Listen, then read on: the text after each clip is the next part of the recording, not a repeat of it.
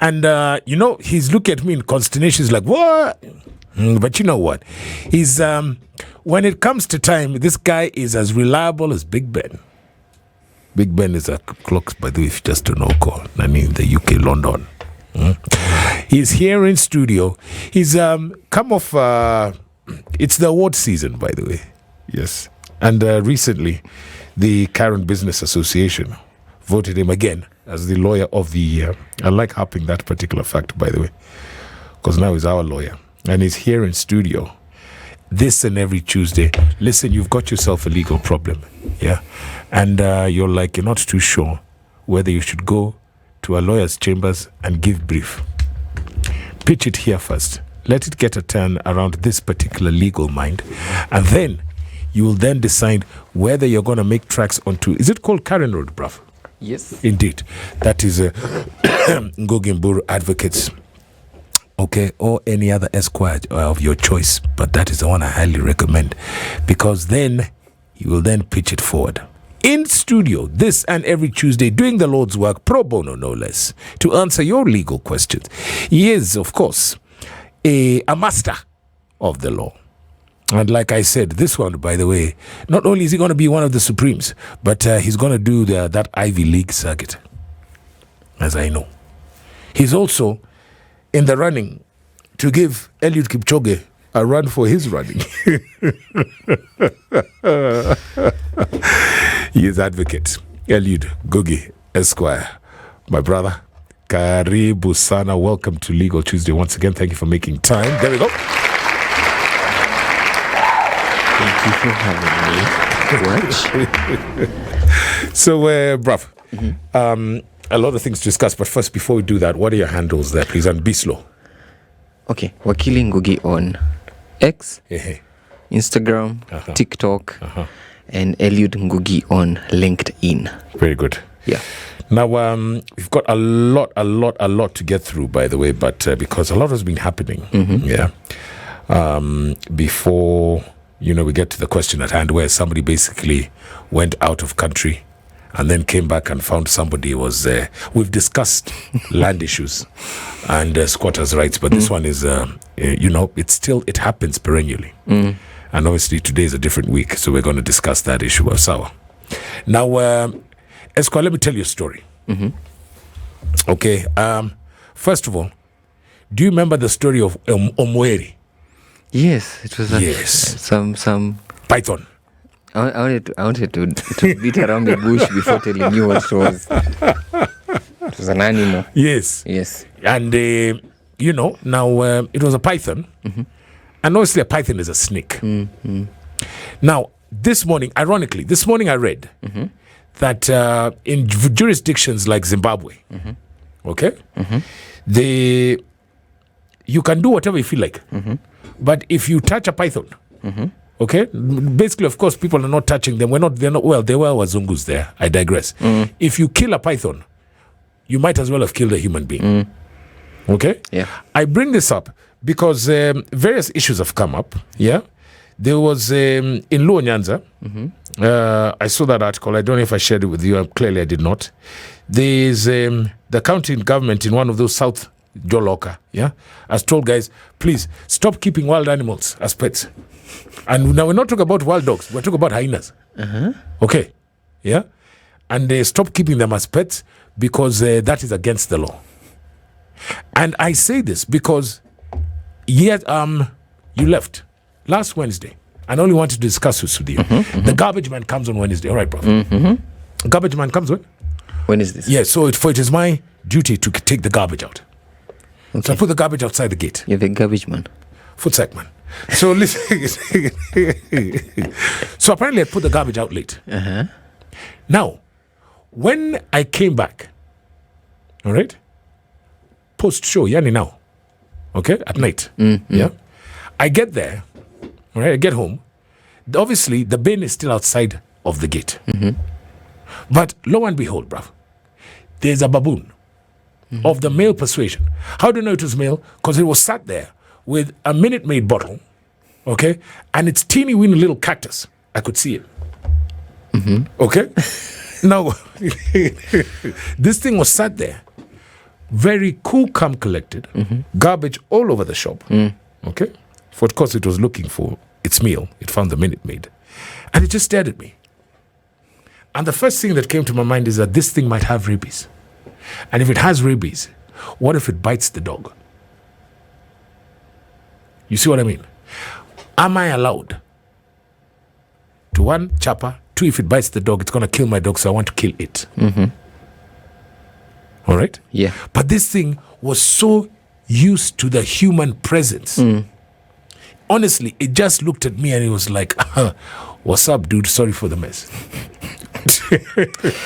I'll try and put this stuff back before I leave. And it reminded me because not too long ago, I don't know if you saw that, Wakili, that at that university that is just up the road, I don't know whether it's Nazarene or MMU. The one outside the country, the farthest place. Cape Town.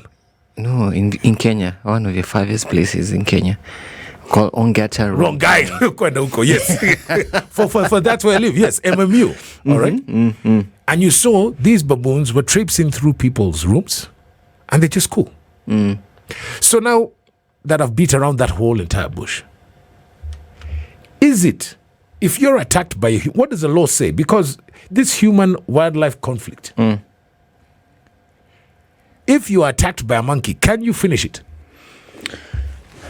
Well, let me not say, no. Let me not, you see, I'm breaking it down just to monkey. Let's say wild animal. I know there are certain wild animals that... like the lions. Yes. In Rongai. You see, now those ones, Maasais do their thing. Nothing ever happens to them. Ever. Anywhere. Anywhere, bruv. Not just Rongai and skip you. You're being, I want to sue you. How do you sue a lawyer? Defamation. So listen. And we've seen in Rongai, the lions come and they take our dogs. There's nothing you can do about it. Yeah. Okay? Now, first of all, human wildlife. Why are the Maasai generally exempt? No, not just that community. Also, that is bias that I'm expressing right there. Yes. I do apologize. But there are very many people who live next to wildlife. Yes. I've been to Meru National Park, and there's a community that lives next to Meru National Park. Indeed. I've been to Nakuru National Park, and Yes. there are people. Yes. The people next door here in Langata, Yes. they are visited by these animals. The What people hogs in and Kileleshwa yes. are visited by the monkeys of Arboretum. Right. The people of Karura, near Karura, or that's what, Runda. Sharp. Yes. Yeah. So, what we're saying here is the law, interesting enough, has a provision on that under the Wildlife Conservation and Management Act of 2013. Right. Under Section 78, it does provide that it shall not be unlawful for any person to kill or wound any wild animal in defense of himself or any other person if immediately and absolutely necessary. But the burden of proving that your life was at risk is on you as a person, not, I don't think it's on the animal. So you have to prove that your life was at risk and that's why you wounded. Or killed. Yeah, or killed the animal. So ideally, so what you're saying is, if this the burden of proof only makes sense if you're in your compound. Ideally. You cannot be on the highway and then at you. Okay, but somebody can be walking. You could be in the park. You could be in Masai Mara and you're visiting and you are about to be attacked by a warthog. Yes. Or at, all these places. Yes. Even there, Even Uhuru Park. Uhuru Park, yes. And warthog are there are about to attack you and then you decide to wound the animal. Right. But also, the Wildlife and Conservation and Management Act gives certain penalties or provisions on how you're supposed to behave around animals. And one of the ways Thank you. is, if you are found in areas which are restricted, armed, there's a penalty for that. So because they'll assume you're a poacher. You're a poacher. Okay. If you're found with wild animal meat, you are going to be imprisoned for that. Or there's a fine for that. Yes. If you are found with the tusks. Those I understand. Those ones you understand. Yes. And so, there are certain relationships which are provided for, or rather, there are grounds on how we are supposed to live with wild animals, and how we should respect their ecology, and we should also respect our ecology. Okay, so a quick one. Now, this one might be a fair question because now remember I started off with the snake story. Now, obviously, snakes are wild animals, but there are certain snakes.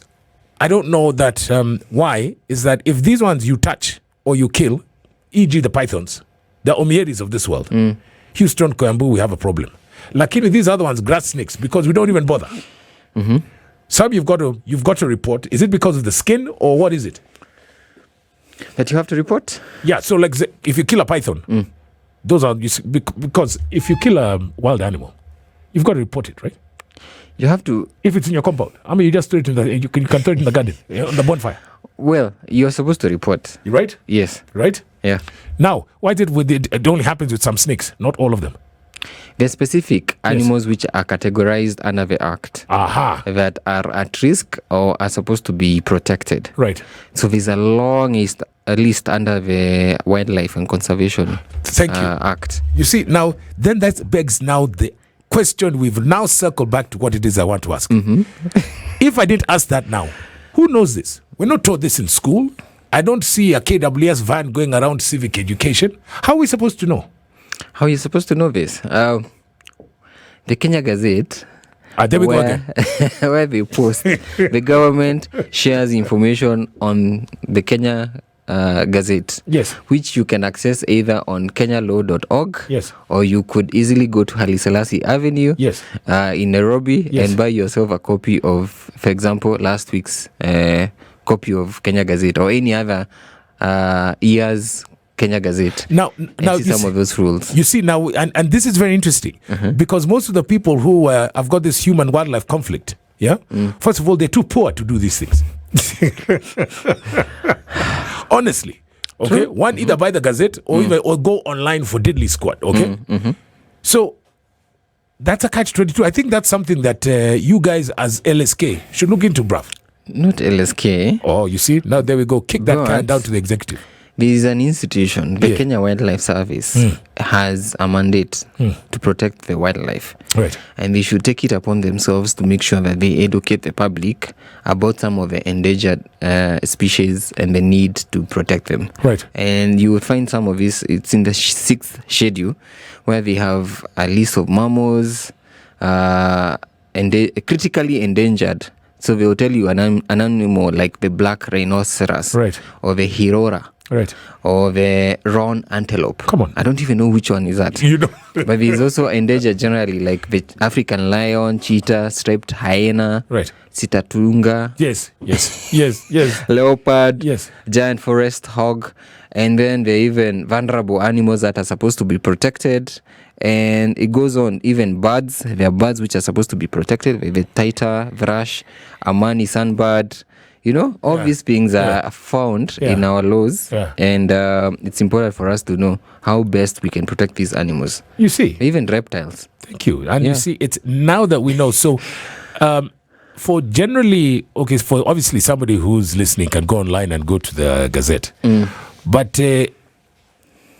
for the Watus, the majority of the Kenyans who will basically have this conflict, let's say people of the disenfranchised, it is the onus is not on the county government, it's on the Kenya Wildlife Services. Yes. Wow. But also the 4 states. And that's what I believe we are doing right now. We are telling them about some of these provisions about an animal like the forest frog, or the tree frog. I don't even know the difference. The difference between the two. Now, speaking, thank you for that one, by the way, Wakili. That one was important for me. So, if I find, no, let me not say that because then they might think I did it deliberately. But those baboons are in trouble. But that's it. Speaking of difference, there's been, the spotlight has been put on femicide. We haven't discussed this prior to me bring this up. There's, on femicide, and we know that, 97, 98. We've got specific numbers. But then we want to talk about, I want to ask you a question. Apparently, and this was from one of the men's groups, The word for male sex offender against a male is called sodomy. Is it? Confirm? Yeah. Very good. Is there a word for female sex offender against female? No, there is none. Okay. So is that because we assume that women cannot be sex offenders in this country? Well, it goes back to Jeff, you see how the lawyer is thinking. It goes back to to whether the offense has generally been committed. We don't have to label it. Okay. Then why do you label it as sodomy? No, you see, this one is an ancient one. It's even found, I think, in the ancient Egyptian culture and practices. I like that. So, so in Egypt, it was a done thing.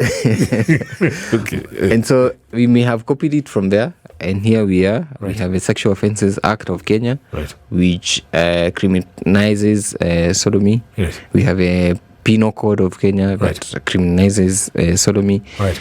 And any other act that may be caused on on either gender. Right. Yeah. Okay.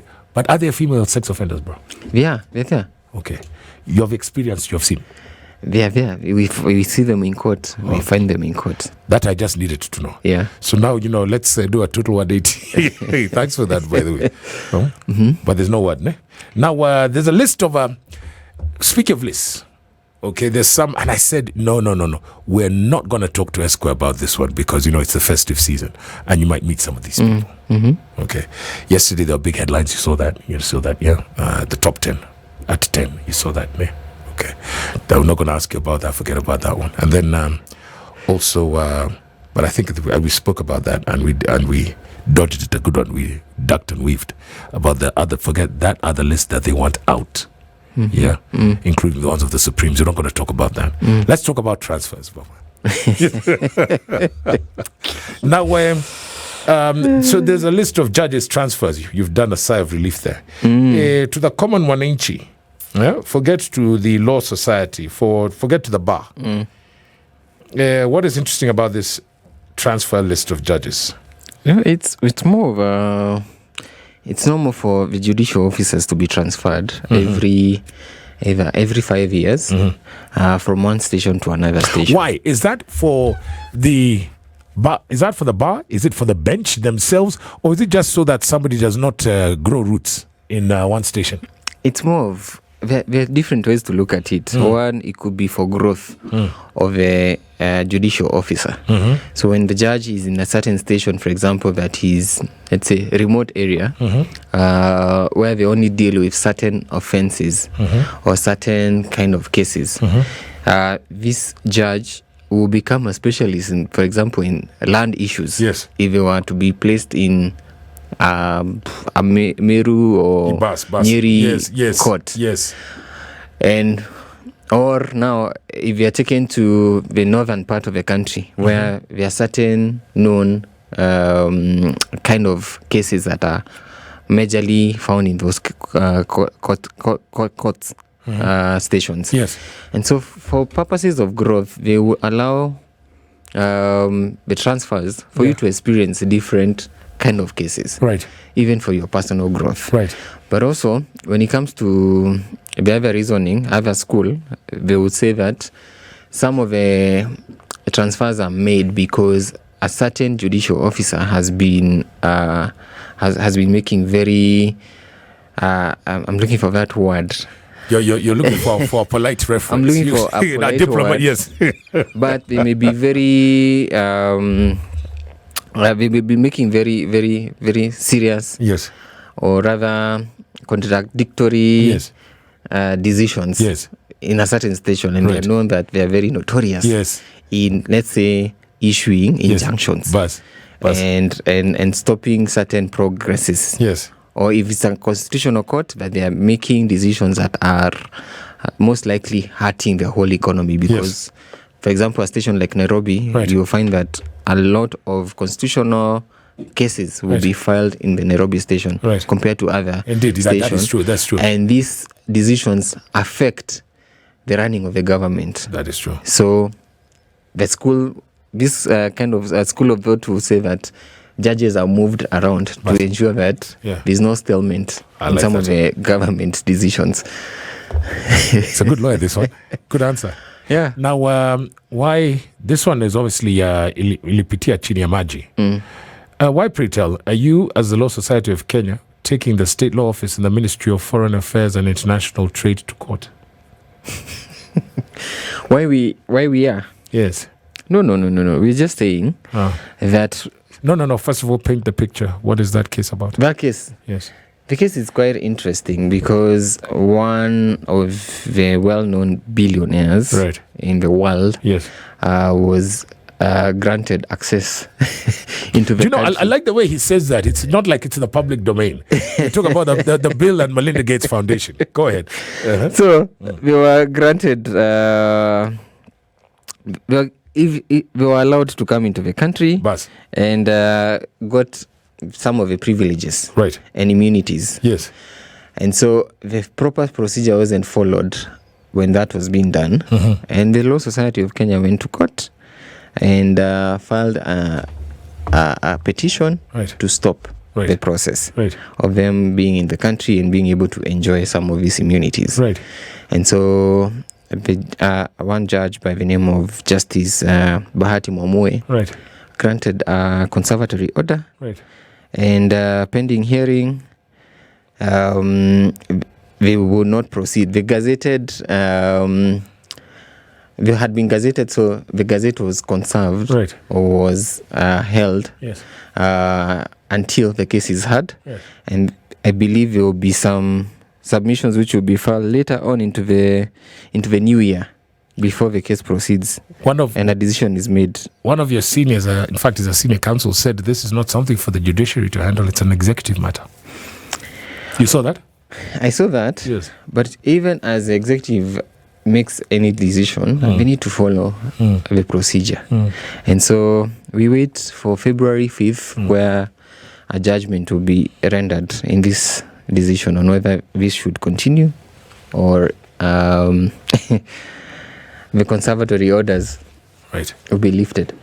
And speaking of international matters, the EAC turned 25. Okay. And something happened, and I'm like, twist. Because I remember in the formation, clearly 25 would be 1999. And they'll be like, you know what? You don't need work permits to blah, blah, to, practice over there or work here or work there. But amongst the things that happened is that it was, envisioned at that particular time that you people, members of the bar, could basically, you do your thing there in Rwanda diseases, and then also they could come and do the same here. Clearly, I'm yet to see a Burundian here in the Milimani law courts, taking a bow to the bench. Why? What happened? So, it's been a conversation. Because other jurisdictions will not allow you to practice law in those countries, in the East Africa community. Oh, so no. So I want to be very clear. Yeah. Because you see, you always speak like a diplomat. Okay. I like to speak like Bone Thugs and Harmony. All right. So what you're saying is that other countries in the EAC just don't like Kenyans. They don't like us. Let's just be honest. So it's Kenya is the problem. They don't like us. Tanzanians go to Uganda, the Burundi, those ones, they cross cover. It's the LSK that is a thing. Well, they will not allow us to be in their countries. Why? Because you're cleverer than them or what? They will insist that we have to go through the whole process. And so for us also, we have told them we also have to come and go through the whole process if you want to practice law in Kenya. There's one lawyer and professor with the name of PLO, Patrice, who is also who also practices in Tanganyika. Yes. Yeah. He's a member of the bar of Tanganyika. Yes, okay. And so he had to go and sit the bar there. Yes. If I want to go and practice a law in Uganda, I have to go through their You have system. to go through their KSL. Yes. Sorry, the USL, whatever. Yes. And so, the same way they will not allow us to freely trade, enter their country, we have also decided let's not allow it as well. Why is Kenya the problem, Wakili? I don't. You've been to have you been to Tanzania? Yes, I worked there.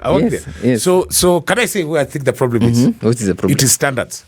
Okay, it's because you guys are like you're the top of the pops. You're the Ivy League. If you go and practice there, you take all the clients. That's the thing.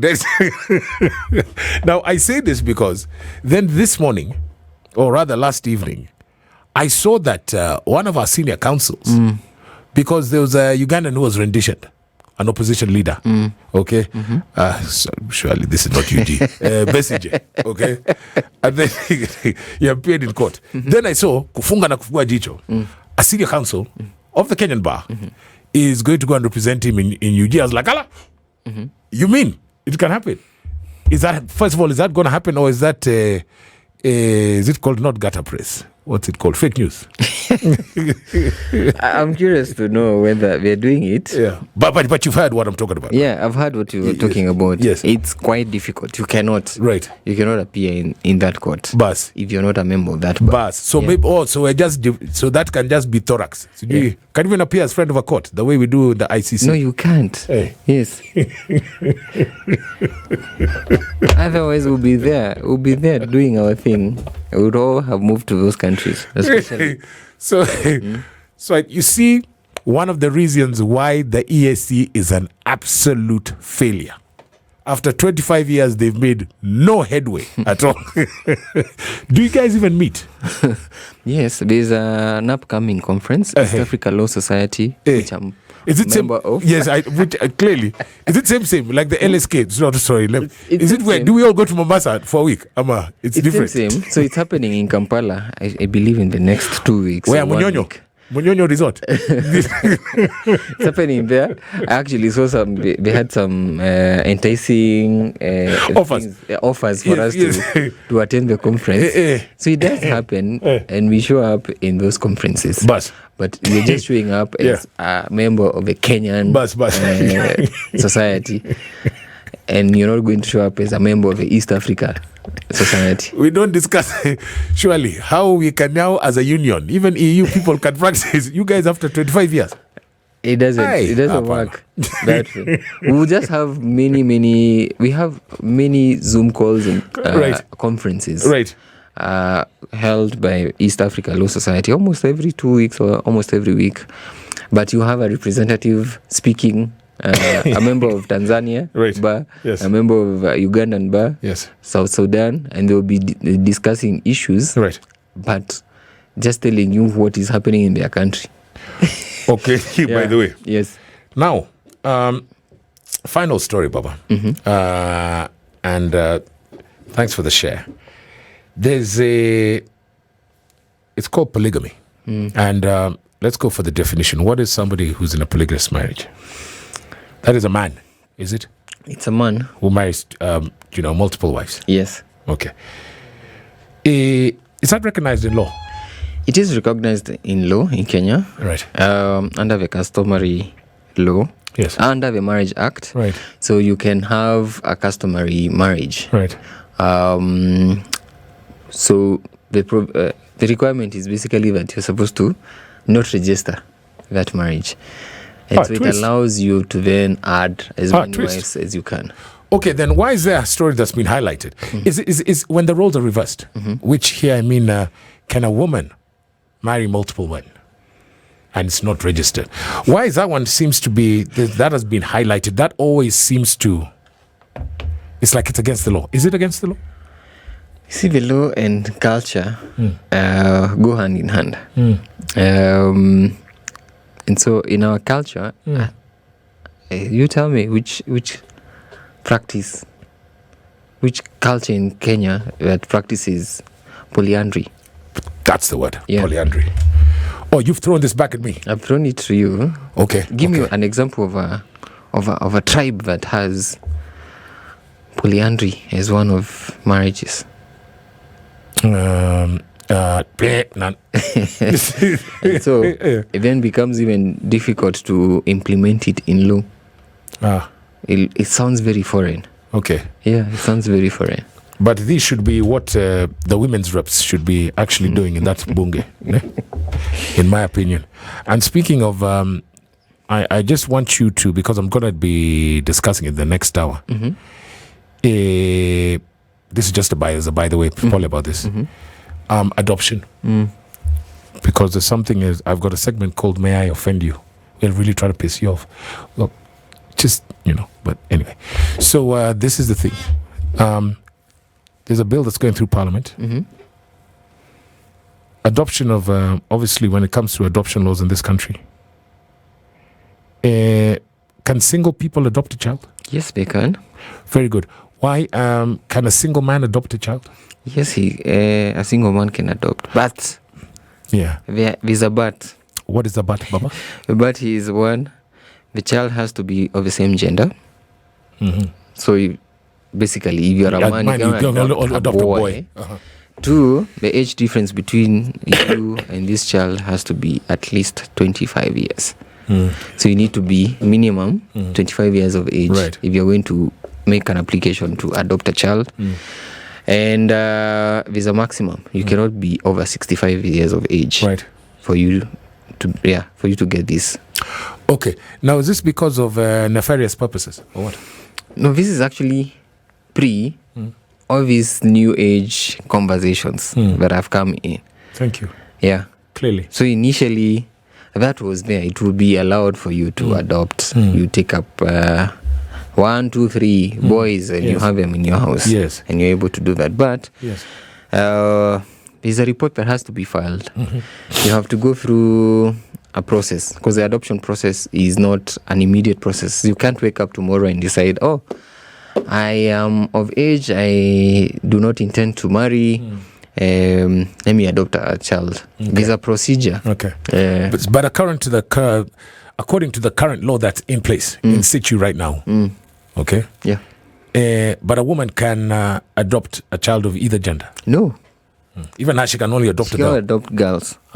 So that's the process. So single men can only adopt boys. Ladies can only adopt girls. Yes. No wonder I've seen that. But if you're a couple, then you can adopt boys and girls. Okay. Yeah. And this is why Kina Kaluma discussing in Parliament now. How long has this been in place? Do you know? Sorry. Is it fair to ask you? Yes. I didn't ask. As in, it's been there in the Children's Act. Yeah. Which goes back to when? Yeah. So we had the Children's Act of 2002, which was amended the other day in 2022. And now they want to amend it again. Yes. Okay. So we've had adoption from 2002 all the way. Okay. And so that has been there. That has been in place. Adoption has been happening here because it's the right thing to do. No, it's because there's our distinguished members of the 13th Parliament. Who are not recognized in Kenya. Yes. They were like, oh, no, a man should not be allowed to, because for them it was nefarious purposes. But I'm like, you see, there's the cat. In some places, like in Stato, it's a big story. The Catholic Church, they had young boys, and that didn't go so well. You know the stories I'm talking about. I know the stories you're talking about. Yes, the priest and Nani. Something called adoption report that has to be filed. Yes. There's a children's officer who has been given that authority to make sure that he protects the children under the Children's Act. There's also a guardian who has to be appointed. In case you're not there, someone steps in and takes care of this child. And so in the process of filing this report and them coming to your house, asking for your payslip and scrutinizing some of these issues, they're going to ask you questions, and you have to appear in the High Court for this process to be finalized. Wow. So it's not just a very short process where you come in and you get yourself a child. Advocate Gugi, this thing was last... it's called amended, 2022. 2022. Yeah. Why the constant amendments? What amendments are they doing now? What are we looking for? Well, there are changes. There are changes here and there. Yes. Yeah. So we have to keep on improving and taking care of the current new issues that keep coming up. Yeah. Okay. You see, those are the things that we talk about before we get to the matter at hand. Thank you so much for being, you learn so much, don't you? And that is exactly the point. Now, thanks so much for that. Now let's get, because now this is now rubber meet road time. Esquire, somebody's written and says, hi, Wakili. I was abroad for 2 years and had left behind a piece of land. Now, let's be clear. Before I go on, Wakili, you've discussed the land issues. You've dissected them severally. Yes, including squatters' rights. But surely, this one has just landed and they've asked, so we beg your indulgence. Let me start again. Hi, Wakili. I was abroad for 2 years and had left behind a piece of land. Now that I'm back, I found someone building on it. And to make matters worse, the documents are missing at the land's registry. I'm completely lost. Where do I even begin? Yes, we have discussed squatters. And you had dissected the law, proficiently at that particular time. But then now, yes. But then now there's RD House, my friend. Because we remember, I think it was Regime 4, Uhuru Muigai, who, is it digitized? Is that the right word? Or computerize the files, whatever? Digitization. That one. Yes. And then I remember there was a lot of headwinds. I'll ask you after we come back. One, was that process completed? Two, it's called digitization. Yeah. Was it completed? Two, I don't have any document. Because I can imagine a lot of people who've got that. Because the file grew legs. Okay? Because and then a lot of people rotated. That's where we first had the word of cartels, by the way. Right? Is there recourse here when you have nothing? All you have is photos. Yeah. Have you been in that scenario? Imagine, get onto Spice FM KE, or you know what, you have been to those ones. Yani, out of the house just became Mount Everest for you. Squatters on your plot and they're telling you, utafanya, I've got the keys, brother. 0719012600 or Spice FM KE. Give us your thoughts and your comments or your experiences. Getting back to that with Wakili Eliud Ngugi Esquire. Next. Spice up your life. It is Legal Tuesday and we've just got 10 minutes. Hence I cut the song, by the way, with the esteemed advocate Eliud Ngugi Esquire, who's here for Legal Tuesday. You've got yourself a legal dilemma. And before you trips off to a lawyer's chambers to give them brief, remember that will cost you a dime. If you basically pitch that question here, it is indeed Spice Drive, hashtag Kwache's Court, hashtag Legal Tuesday. This master will come in and answer it for you. He is partner at Ngugi Mburu Advocates, like I mentioned just before. He is advocate Eliud Ngugi Esquire. Thank you for making time coming through. Wakili, what are your handles there? Wakili Ngugi on X, TikTok, Instagram, and Eliud Ngugi on LinkedIn. Are you always this soft-spoken even when you're in court, by the way? The profession requires you to be soft-spoken. Love it. Yeah. But some of them, we see them, is just for makaleles. Deep waters. I love that. So, Esquire. Yes. Listen, man, time waits for no person. Hi, Wakili. Excuse me. I was abroad for 2 years and had left behind a piece of land. Now that I'm back, I found someone building on it. And to make matters worse, the documents are missing at the land's registry. I'm completely lost. Where do I even begin, Wakili? Now, Wakili, because when I see this, obviously you've perennially discussed matters land and you've dissected it, a good one. But I've just remembered, my wife's mom, my mom-in-law, had a plot somewhere. Because I'm thinking now location. Okay? We're talking about the Nyanyuki area code, that whole area code. Then just knows that you've got acreage there. Then you don't visit it for a while. Went back tuseme after miaka moja mbili the Masais at start building, the area chief is like, this is what's going to happen.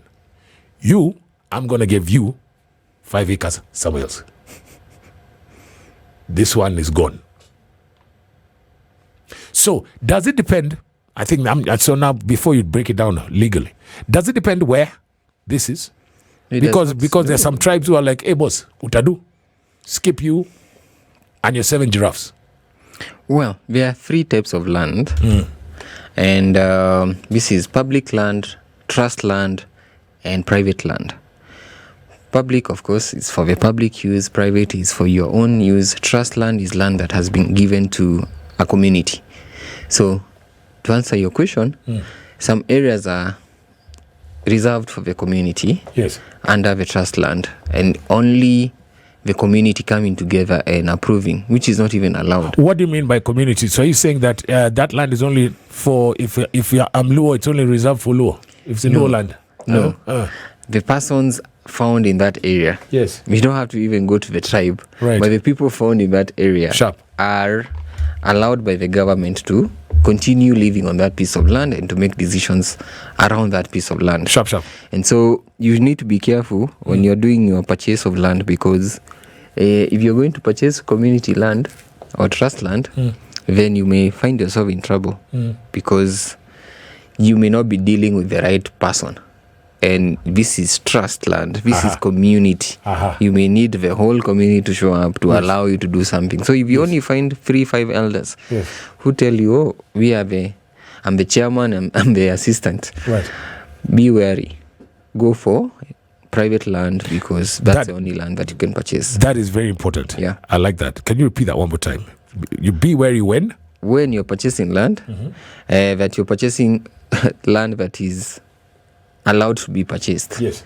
And so if you're going to buy property as a private citizen, it's advisable that you purchase private land, not trust land or community land. I like that. Not even, we have seen other people try and take over public land. Yes. Yeah. Okay. So those are the 3 types of land. Those are the 3 types of land. Okay. Community land, private land, and public land. Yeah. So it doesn't matter, and to be very clear, it doesn't matter whether it's in Lokchogio, Upper Hill. It doesn't matter. Yes. Because we have the same regime that protects our property. Yes. Or protects land in Kenya. Okay. Yeah. Now, of course, the obvious bit of squatters, that one you'll deal with. Ardhi House is a ministry. It's in community, and it's Sirkal. That is like a vote in Central Bank of Kenya. Yeah. You go there, Esquire, and it's gone. Gone. We've heard of cartels, and actually, to be honest, that's where I first had cartels operate, and I've experienced them a good one. That is not a speed bump. That is a proper mountain. It's Kilimanjaro. Not just there, because Avi House is a central registry. Yes. And there are 2 registries, central. Yes. This is Avi House in Nairobi, and there's one in Mombasa. Sure. Then there's district registry, which is in every kind of county headquarter. Sure. Or former districts. Sure. So you will find pieces of land in those districts. Sure. Or other registries in those places. And also, pieces of land disappear, or files disappear in district registries. Yes. And so you could go to, if you're buying land, let's say in Swikimau, Yes. where the registry is in Machakos. Right. And Machakos registry is known to be one of the biggest registries, handling a very vast piece of area. Yes. You are likely to find your file missing, either because of the error of the staff, clerical staff that works there. Yes. Maybe a mistake here and there, just displacement, or it could be another. Is there those? I love the way he speaks. By the way. Is there that signboard that says this is a corruption-free zone outside that particular ministry? We used to. No, not really. Not really. Okay, so that obviously I'm being devil's advocate. can it, because somebody paid for it to disappear? No, but you're a lawyer. I wouldn't ask you that question. But can it be said, if possible, can I also pay for it to reappear? Or can I, now legally, stop it, Edward. Legally, what does one do?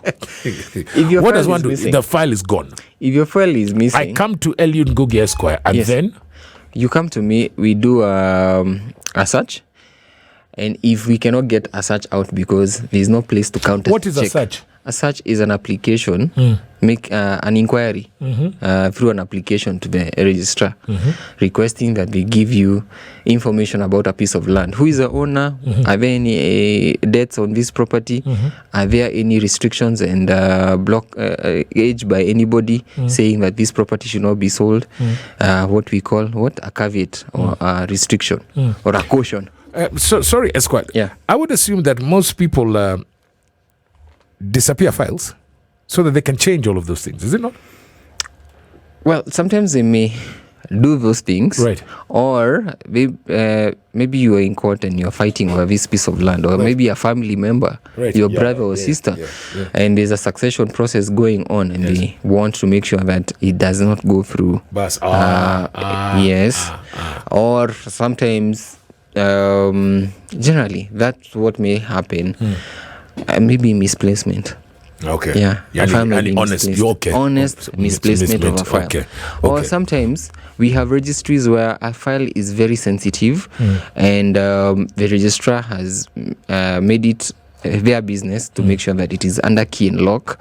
And you try to do a search and you cannot get the results. Right. Because there have several people who have tried maybe transferring this property, Yes. or using fake documents to transfer this property, Right. without the owner's knowledge, and so the registrar has been updated and has been informed to put this file under key and lock. What is a green card? A green card is a record of land. Yeah, it's basically what we're calling a file, which contains the history of this property, from initial stages all the way to the end, to the latest owner. So it has a record, historical record of the first owner all the way to the current owner. That one cannot be disappeared. That's what now some Trying to some disappear. places it disappears. Okay. Yeah. So because you've got 30 seconds, sorry about this, Mama. Where does this person begin? The person needs to go to a lawyer, and then they'll do a search. And once they do a search, they will be able to now make a request to create a skeleton file. Right. Issue an indemnity to the registrar of land, telling the registrar that they will not be held liable in case the file reappears. Right. And in that process, the gazettement process will take place, and they will replace the file will be replaced. Eliud Ngugi Esquire, nothing but love for you, man. Thank you.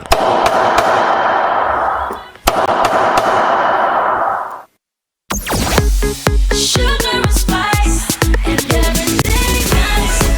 Oh yeah, spice it down. Spice up your life.